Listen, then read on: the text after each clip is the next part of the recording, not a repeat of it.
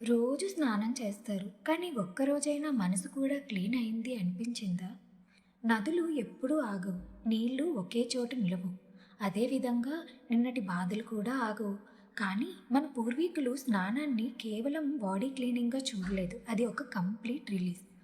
గంగే చ యమునే చైవ గోదావరి సరస్వతి నర్మదే సింధు కావేరి జలేస్మిన్ సన్నిధం కురు.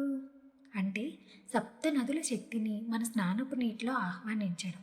నీళ్లు మీ మీద పడినప్పుడు నిన్నటి ఆర్గ్యుమెంట్ వెళ్ళిపోతుంది, నిన్నటి ఫెయిల్యూర్లు వెళ్ళిపోతాయి, నిన్నటి గిల్ట్ వెళ్ళిపోతుంది.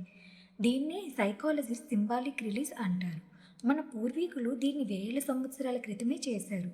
రేపు స్నానం చేసేటప్పుడు ఒక్కసారి ఫీల్ చేయండి, నిన్నటి నేను కాదు ఈరోజు కొత్త నేను అని. అదే చాలు. మరెన్నో మంత్రాలకి అర్థాలు, కథలోని సత్యాలు తెలుసుకోవాలంటే సోల్ ఆఫ్ మంత్రాన్ని ఫాలో చేయండి.